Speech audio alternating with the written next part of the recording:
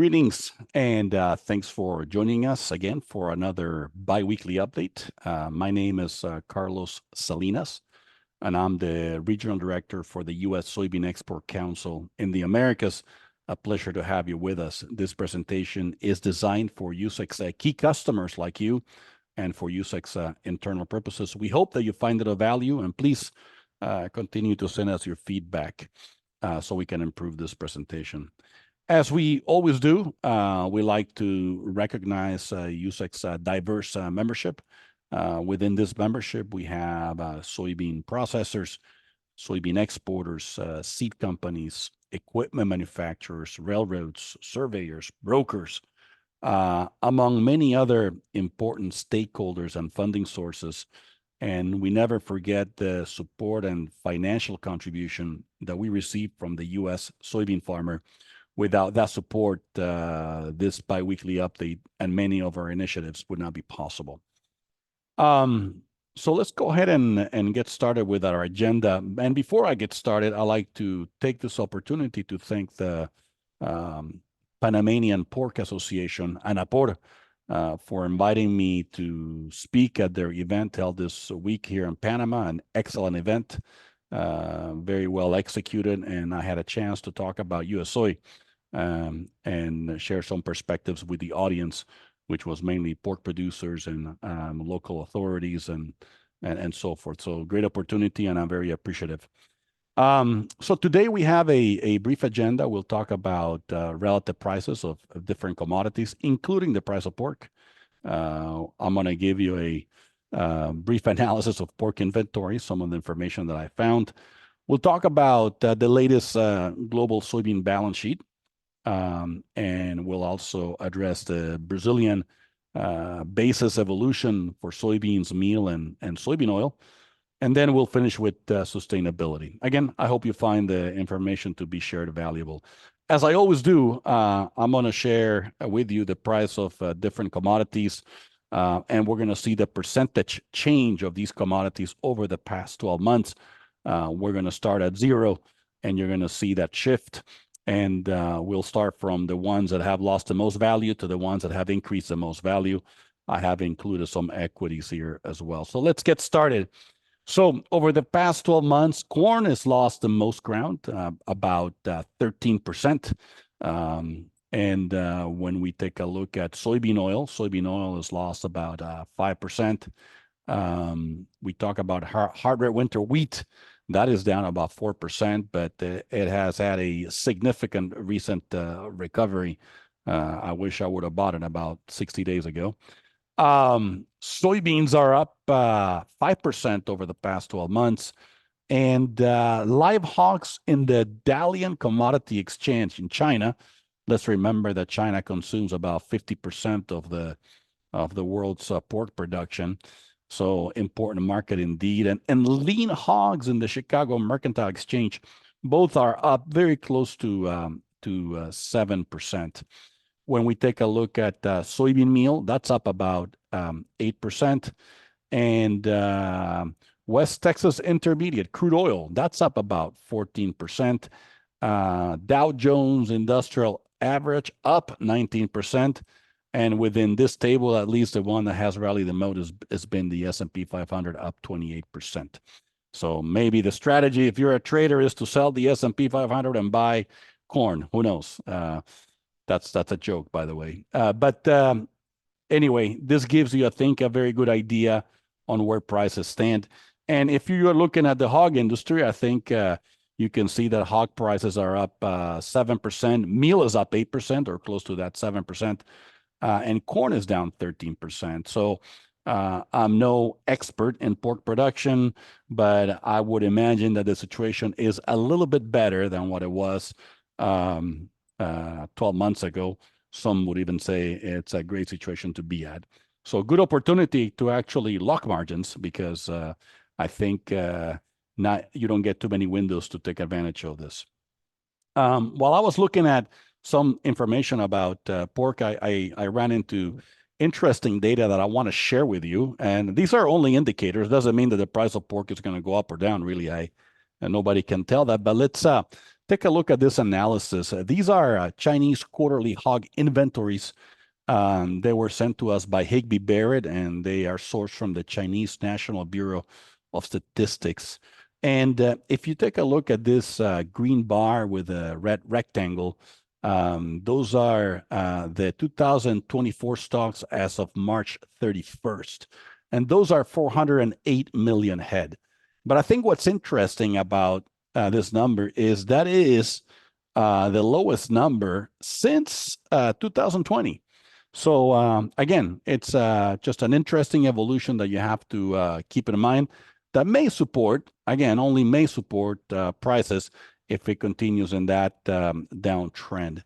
When you take a look at the U.S. and you take a look at pork cold storage in million pounds, and you take a look at that number of 464 million pounds, or close to 210,000 metric tons, you can see that we are at the lower range since probably 2008.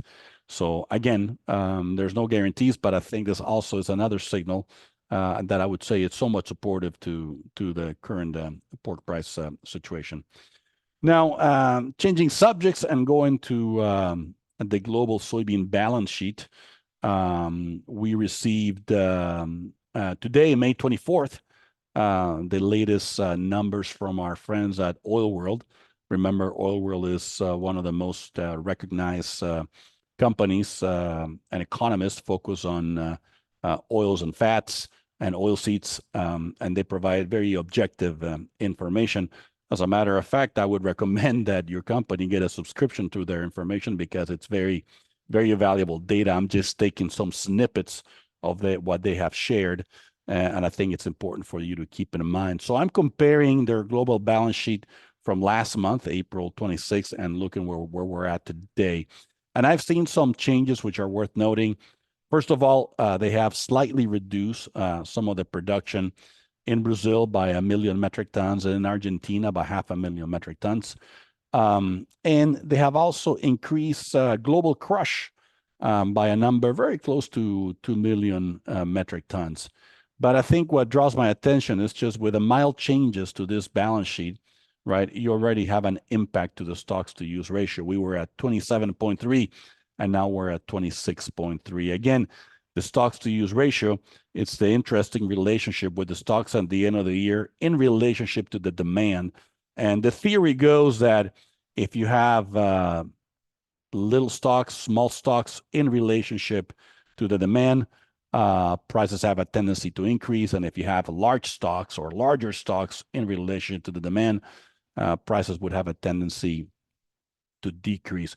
In this particular case, we see that balance sheet getting a little lower, which is something that we need to monitor. However, if you read within the text of the information that Oil World has sent us, and if you look at this red bar, they say we have reduced our Brazilian soybean crop to 149 million metric tons compared with last year at 160.2. But they also say it cannot be excluded that actual production will be lower. Some observers currently place the crop at 145 and 147 million metric tons, others still at or above 150. So I think they're putting the groundwork because really it is unknown what the damage is in southern Brazil and Rio Grande do Sul. Remember, 2 weeks ago, we addressed that situation. We talked about the floods and the unknowns on the damage. So the situation continues, and I think not many have clarity, or I would say nobody has good clarity on the total damage of that crop. So I think Oil World being wise enough is saying there's a risk to further downside, which I believe they're right. Changing subjects, and let's talk about the basis in South America, in Brazil. As you can imagine, this is a time window where Brazil exports hit the peak. So we like to keep an eye on their markets and see how they're shifting to see when that demand may actually shift to the U.S. And I think we have seen some interesting developments. On the left, we have the numbers for April 26th, on the right for May 23rd, and we can see some of that evolution. When you take a look on the bid side of the numbers, let's say for July and August, on April 26 on the bid side for soybeans. Let's say for August, soybeans were bid at 33 over, and those bids for August now are at 40 over on May 23rd. But you take a look at soybean meal, and we've seen a bigger uptick. I think on soybean meal, if you take a look at the bids for the July window, were 1 over against offers at 5 over. Well, today the bid side for July is at 8 over with offers at 12 over. So significant change on the meal side. And when you take a look at the oil leg, we also see some significant changes. You can take a look at the June or the July position on April 26th in that red box, and you can see the bids were 680 under, 700 under, and now they've gone to 320 under to 420 under, and the offers are significantly higher. So we know prices have appreciated by at least $79 a metric ton in the June window and $62 per metric ton on the July, at least because don't know what actually traded because the offers are a lot higher. So it's interesting to see this evolution, and clearly it has helped Brazilian crush margins as well. And let's keep in mind that a lot of crush capacity has been lost in Rio Grande do Sul. Rio Grande do Sul represents 15% of Brazilian crush. So those very difficult and challenging situations that they have, it's helping the rest of the country expand crush margins, and we see the appreciation on meal basis and on oil basis. So let's touch a little bit on sustainability. I would say for the first time in a while, I go to the grocery store. I went there with my wife, and I here in Panama, and I picked up an oil bottle, a soybean oil bottle, as I always do, just curious to see where the oil is coming from and who's importing it and who's manufacturing it. And I ran into this very pleasant surprise that this bottle of oil, which is actually produced by Inolasa in Costa Rica and then imported here in Panama, has actually the Sustainable U.S. Soy logo with it. And that I thought that was quite interesting and likely something that will continue to grow. And I think it's a good opportunity to remind you and remind this audience that we do have many Sustainable U.S. Soy licensees. If you buy more than 60% of your raw material, whether it's beans or the meal or your oil from the U.S., you qualify and you can be a Sustainable U.S. Soy licensee, and you can have this license at no cost. Today in the region, we have in Latin America, we have 34 companies that are Sustainable U.S. Soy licensees, and we have a lot more worldwide. And within Latin America, these are some of the companies that actually have licensees, and these are some of the products that actually use the Sustainable U.S. Soy logo. And I think if you are not a licensee, please reach out to us and see if you can become one. We'll be more than happy to help you in that process, because as USEC, and we hope that within the next few months, maybe even as early as in 2025, we plan to continue to promote the Sustainable U.S. Soy logo, and we plan to get more aggressive in the promotion of the Sustainable U.S. Soy logo.